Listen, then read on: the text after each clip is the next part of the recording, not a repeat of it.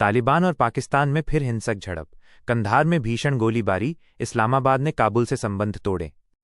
पाकिस्तान और अफगान तालिबान के बीच सीमा पर एक बार फिर गंभीर सैन्य संघर्ष हुआ है। ये झड़पें सोमवार देर रात 13 अक्टूबर 2025 को कंधार प्रांत की सीमा पर हुईं। झड़प का विवरण। स्थान: कंधार प्रांत की सीमा पर, विशेष रूप से खुरवाग जिले के सरलाट इलाके और शोराबग जिले में। शुरुआत: पाकिस्तानी सेना ने तालिबान पर गोलीबारी की, जिसके बाद तालिबान ने जवाबी कार्रवाई करते हुए पाकिस्तानी सेना पर भीषण हमला किया। उपयोग किए गए हथियार: दोनों पक्षों ने लड़ाई के दौरान हल्के और भारी हथियारों का इस्तेमाल किया। पिछली झड़पें: ये संघर्ष शनिवार रात को सीमावर्ती इलाकों में हुई इसी तरह की सैन्य झड़पों के बाद हुआ है। पाकिस्तानी ड्रोन हमले: सूत्रों के अनुसार पाकिस्तानी ड्रोनों ने रविवार सुबह करीब 11 बजे कंधार के स्पिन बोल्डक जिले के कुछ हिस्सों पर बमबारी की थी, जिससे तनाव बढ़ा।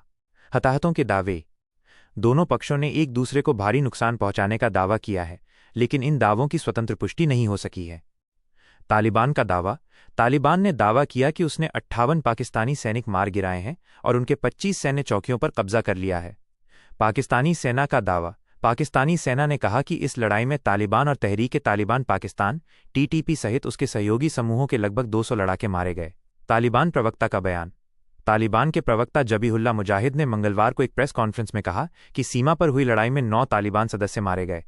पाकिस्तान ने तोड़े संबंध।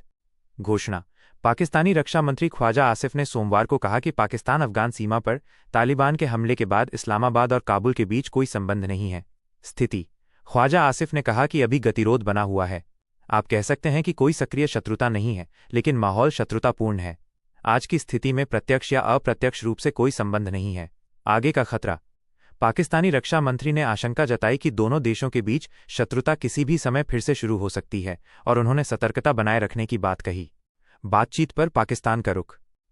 बातचीत की संभावना पर पूछे जाने पर आसिफ ने कहा कि धमकियों के बीच बातचीत स्वीकार्य नहीं है। उन्होंने कहा, अगर अफगानिस्तान बातचीत चाहता है और साथ ही पाकिस्तान को धमकी भी दे रहा है, तो उन्हें अपनी धमकियों पर अमल करना चाहिए और उसके बाद हम बातचीत करेंगे।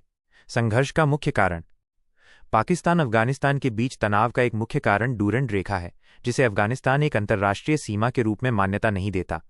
इसके अलावा पाकिस्तान तहरीक-ए-तालिबान पाकिस्तान (TTP) के लड़ाकों को अफगानिस्तान में पनाह देने का आरोप काबुल पर लगाता रहा है, जिसे तालिबान खारिज करता है।